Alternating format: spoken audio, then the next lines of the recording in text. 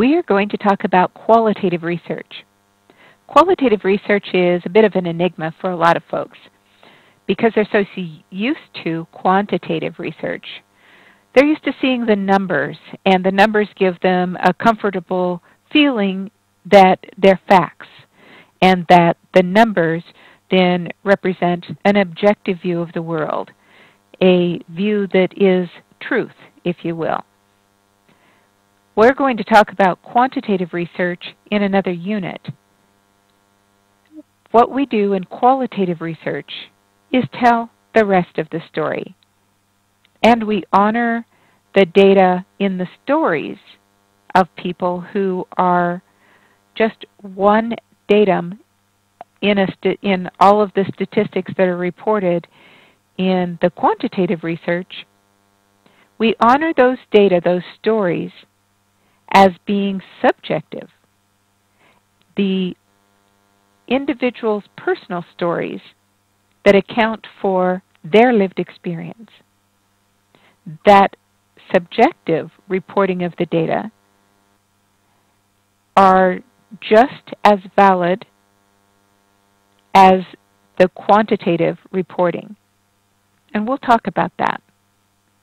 For example, if you were to look at the Houston Chronicle that was reported just recently, there is a report of a 2013 survey of 1,000 people. And this is nationwide. The Chronicle reports that 43% of the respondents of this survey said that interacting with coworkers caused them to miss the most work.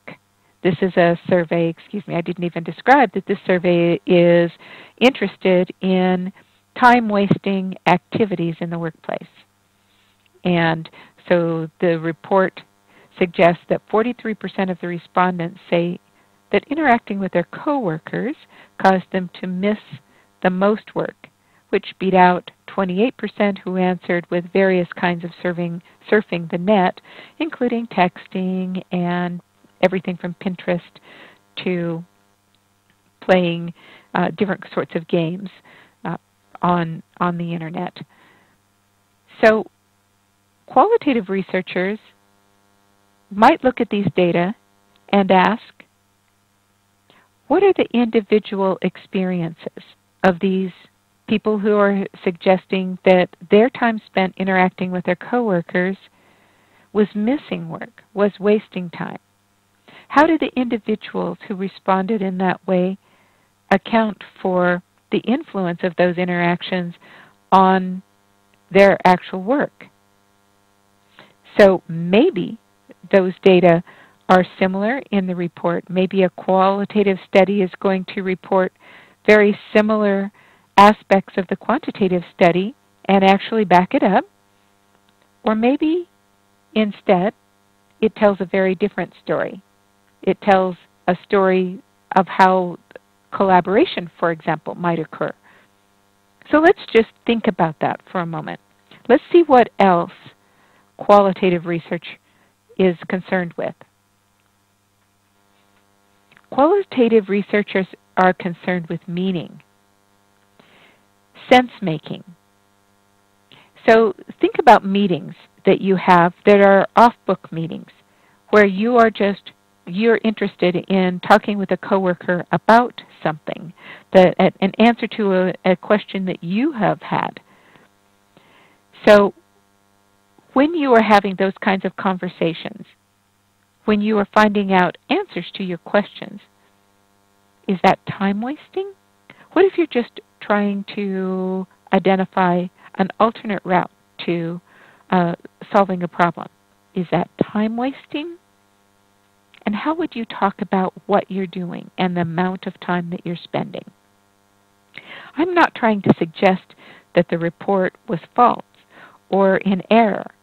I'm suggesting that people and their individual experiences and the way that they make sense of what they actually do or of what they perceive that they do, which is really all we can get to, right? We can only get to people's perceptions, their beliefs about their world, their personal understanding of what they actually do, believe, value, and experience. Yes? So that's what we're after, is their perception of their meaning, their perception of their behavior, their perception of their beliefs and values, and how they perceive that they interact in the world. So when we even write our purpose statements, we may want to include a tag as perceived by and then name the group of participants, because that is so important to be sure that there's a strong understanding that it is that the study we're conducting, this qualitative study, is really delimited to this group of participants and is not generalizable to a large group of people beyond our group. We'll talk about what constitutes the quality in a study and understanding quality in a study. And what we will get at is not generalizability, but transferability. The onus then for the researcher, the responsibility for the researcher, is providing rich, thick description such that a reader is able to ascertain the applicability of those findings and maybe even the process for his or her application. And that's transferability. That is one of the ways in which we gain trustworthiness. So let's look further at what qualitative researchers are concerned with. Qualitative researchers are the instrument for the study. Even though we might have some sort of an interview protocol, we still are, as the interviewer, the person who, and the analyzer, we're the person through which, and really the filter through which all of the data are represented. So it's important for us to establish who we are in the study, to establish the role of the researcher. And I'm not saying just what the researcher does as far as collecting and analyzing the data. I'm suggesting that what we do as role of the researcher is say, well, I'm a graduate student and I'm studying this, but I am also involved in this organization for which I'm doing a backyard study. And in full disclosure, here's what my experience is with this particular phenomenon of my study. That gives your reader the lens through which to look at your process, your findings, and your interpretation. So it gives that understanding of who you are as the instrument of your study for the reader to understand. Qualitative research means you go to the field. You're not collecting your data in a laboratory. You're collecting your data from those people who you interview, observe in the workplace, or whatever might be their area, their ecology, where the phenomenon actually exists. So that's field work, and sometimes it's extensive, meaning months or even years. And that is one reason why it's so important for human subjects to be a part of every application for conducting a study, so that we ensure that we've thought about our participants and their safety and their feeling of comfort as they provide us with data. So we want to be very forthcoming in the protection of our participants and in the way in which we ethically conduct ourselves in the field. Qualitative research is descriptive in that the researcher is interested in process, in meaning, in understanding, in words, or in pictures, which means that you can, in your final report, include those words or pictures. As a matter of fact, I encourage you to do that in the analysis, to show us what you did.